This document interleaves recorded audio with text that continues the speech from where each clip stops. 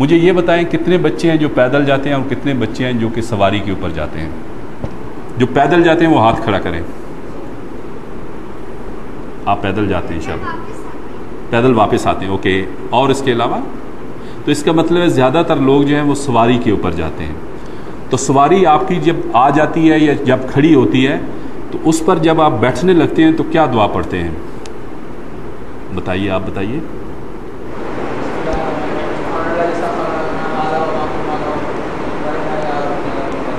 Very good, excellent, زبردست. یہ جو دعا ہے یہ قرآن کریم کی دعا ہے، آپ اس کو ضرور یاد کیجئے گا. اس کا مطلب یہ ہے، سب سے پہلے تو میں نے جیسے آپ کو بتایا بسم اللہ آپ نے پڑھی کہ اللہ سبحانہ و تعالیٰ کے نام کے ساتھ، اور اس پر آپ یہ کہتے ہیں سبحان اللہ ذی سخر لنا ھذا، یعنی کہ پاک ہے وہ ذات. دیکھیں آپ نے ہر وقت اللہ سبحانہ و تعالیٰ کی تعریف اور شکر کرنا ہے. آپ کی زندگی کا مقصد جو ہے وہ شکر اور صبر میں گزرنا چاہیے، اور شکر جو ہے وہ اللہ سبحانہ و تعالیٰ کی تعریف سے ہو سکتا ہے. آپ ویسے بھی بیٹھ جائیں گے لیکن جب آپ ویسے بیٹھیں گے تو آپ کو اس سواری کا مزہ نہیں آئے گا. وہ سواری خدا نہ کرے خدا نہ کرے خدا نہ کرے اس کا ایکسیڈنٹ ہو سکتا ہے، اس کا ٹائر پنکچر ہو سکتا ہے، اس کو کچھ بھی ہو سکتا ہے. لیکن جب آپ دعا پڑھ کے اس کے اوپر بیٹھیں گے تو اللہ سبحانہ و تعالیٰ آپ کے لیے آسانیاں پیدا کر دیں گے. آپ کو معلوم نہیں ہوگا کہ اس مشین اس کے اندر کوئی خرابی ہونے والی تھی جو کہ دعا پڑھنے سے دور ہو گئی. تو یہ جو دعا ہے سبحان اللہ ذی سخر لنا ھذا، پاک ہے اللہ سبحانہ و تعالیٰ کی ذات جس نے اس سواری کو ہمارے لیے مسخر کیا. یعنی کہ ساری چیزیں جو آپ کو عطا ہوتی ہیں، آپ کے لیے گاڑی ہے، آپ کے لیے قلم ہے، آپ کے لیے بستر ہے، آپ کے لیے جو بھی دنیا میں آپ کو چیزیں ملتی ہیں وہ ساری کی ساری آپ کو اللہ سبحانہ و تعالیٰ سے ہی ملتی ہیں. یہ آپ کا عقیدہ ہونا چاہیے. میں کسی قابل نہیں ہوں، مجھے یہ ساری چیزیں عطا کی گئی ہیں وہ کس کی طرف سے کی گئی ہیں؟ مجھے کوئی بتائے گا؟ اللہ سبحانہ و تعالیٰ کی طرف سے. جب بھی آپ اللہ سبحانہ و تعالیٰ کا نام لیں تو ان کا نام اتنا خوبصورتی سے لینا چاہیے کہ وہ خوش ہو جائیں. ٹھیک ہے؟ تو اللہ سبحانہ و تعالیٰ کی طرف سے ہمیں ساری چیزیں ملتی ہیں. ٹھیک ہے؟ تو اب آپ اس پر جب بیٹھے ہیں تو آپ نے یہ قاری صاحب سے ضرور دعا سیکھنی ہے سبحان اللہ ذی سخر لنا ھذا وما كنا له مقرنین. یس. اور اس کا بھی مطلب یہی ہے کہ پاک اللہ سبحانہ و تعالیٰ کی ذات جس نے اس سواری کو ہمارے لیے مسخر کیا، ہم اس کو قابو کرنے والے نہیں تھے، اور ہمیں پھر بھی اس میں ہم دوبارہ اقرار یہی کر رہے ہیں کہ ہمیں لوٹ کے واپس کس کے پاس جانا ہے؟ اللہ سبحانہ و تعالیٰ کے پاس جانا ہے. تو یہ آپ کو آپ کے ذہن میں ہر وقت یہ رہنی چاہیے کہ میں جو یہاں پر آیا ہوا ہوں میں ایک سفر میں ہوں. سفر میں آدمی جو ہے اس کا کوئی ٹھکانہ نہیں ہوتا ہے، اور ہماری یہ جو زندگی ہے یہ عارضی ہے. اصل میں ہماری زندگی تو آگے شروع ہونی ہے. تو میں نے یہاں جتنے بھی کام کرنے ہیں وہ اللہ سبحانہ و تعالیٰ کی خوشنودی کے لیے کام کرنے ہیں. تو آپ اس پر بیٹھے، اب آپ چل پڑے ہیں. اگر آپ پیدل جا رہے ہیں تو آپ نے سبحان اللہ الحمدللہ اللہ اکبر پڑھتے جانا ہے. ویسے بھی آپ چلتے جا رہے ہیں. اور آپ کو ایک چیز بتا دوں، انسان کی پوری باڈی کے اندر ایک چیز ایسی ہے جو کہ کبھی تھکتی نہیں ہے، باقی ساری چیزیں تھک جاتی ہیں. انسان جو ہے کون سی چیز ہے جو نہیں تھکتی؟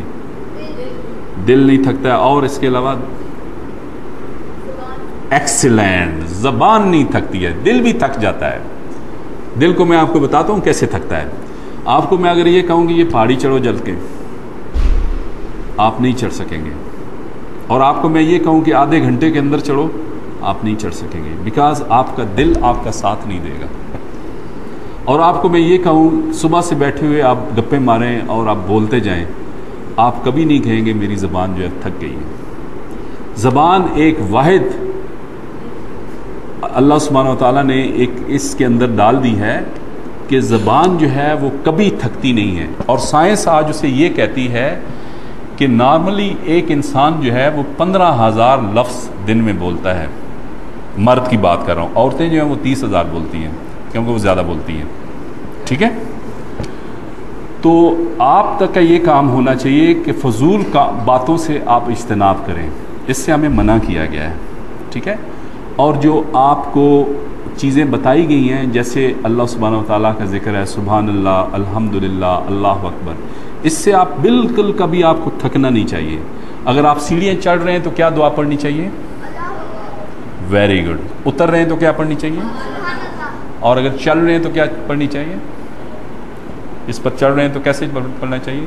زمین کے اوپر ویسے چڑھیں، الحمدللہ، سبحان اللہ، الحمدللہ، سبحان اللہ ہی و بحمدہ ہی۔ کوئی بھی ایسا کلمہ ہے جو کہ اللہ سبحانہ و تعالیٰ کی ہمیں خوشنودی عطا کرے، ہمیں یہ پڑھنا چاہیے، ٹھیک ہے؟ اور اس سے انشاءاللہ آپ کی ایک تو زبان، جیسے میں نے آپ کو بتایا، آپ صلی اللہ علیہ وسلم کی ایک حدیث ہے، ہم جو مختلف جو گپے مارتے رہتے ہیں، اس میں ہم لوگوں کی غیبت کرتے رہتے ہیں، یہ اچھی بات نہیں ہے، اس سے ہمیں اجتناب کرنا چاہیے۔ اور آپ صلی اللہ علیہ وسلم نے فرمایا کہ اگر مجھے کوئی شخص اپنے زبان کی اور اپنی شرمگاہ کی ضمانت دے دے تو میں اس کو جنت کی ضمانت دیتا ہوں۔ یہ کتنی خوبصورت بات ہے اور کتنی زبردست دلیل ہے کہ ہمارے زیادہ تر جو گناہ ہیں وہ زبان سے ہوتے ہیں، تو ہمیں زبان کو بیٹا اپنے اندر قابو میں رکھنا ہے۔ ہم نے کوئی ایسی بات نہیں نکالنی اس سے کہ اس سے دوسروں کو کوئی نقصان ہو، ایک، اور دوسروں کو تکلیف نہ پہنچے، اور دوسری بات یہ ہے کہ ہم کوئی ایسی بات نہ کریں کہ جو ہمارے لیے اپنے لیے نقصان دہ ہو۔ مثلا بعض دفعہ انسان کہتا ہے دوسرے کو گالی نکالتا ہے، اصل میں وہ اپنے آپ کو گالی دے رہا ہوتا ہے۔ اس کی وجہ یہ ہے کہ اگلا بھی اس کو اگر وہی گالی دے دے تو اس کا مطلب یہ ہو کہ اس نے اپنے آپ کو گالی دی۔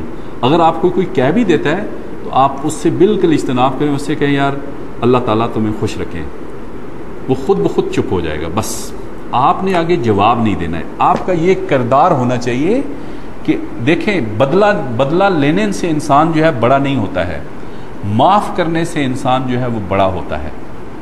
کس سے انسان بڑا ہوتا ہے؟ بدلہ لینے سے انسان بڑا نہیں ہوتا ہے، معاف کرنے سے انسان جو ہے وہ بڑا ہوتا ہے۔ اب آپ آگے چلے تو آپ نے کیا کیا کہ آپ پہنچے اپنے اسکول میں جب آپ پہنچتے ہیں تو کیا ہوتا ہے؟ آپ کیا کرتے ہیں سب سے پہلے؟ جی بتائیے، آپ بتائیے جی۔ اسمبلی ہوتی ہے، اسمبلی میں کیا ہوتا ہے؟ جی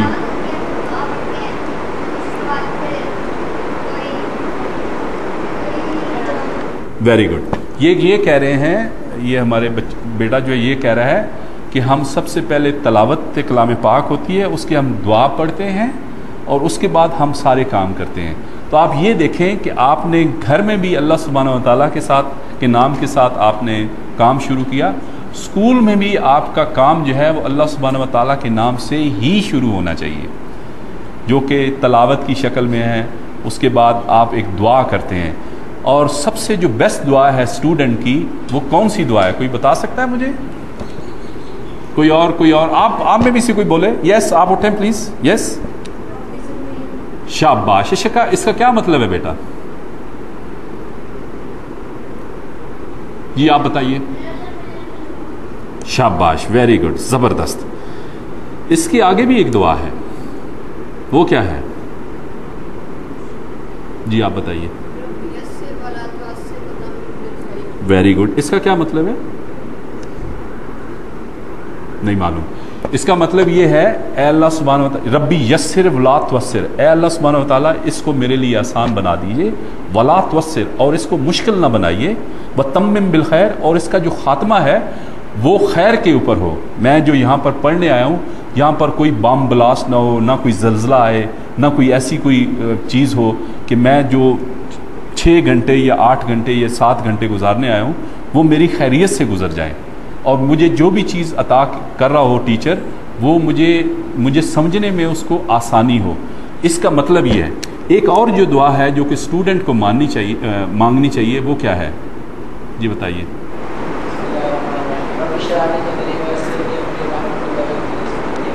زبردست۔ اس کا مطلب یہ ہے رب اشرح لی، یہ بھی قرآن پاک کی دعا ہے، رب اشرح لی صدری، اے اللہ سبحانہ و تعالیٰ میرا سینہ کھول دیجئے۔ جی بیٹا،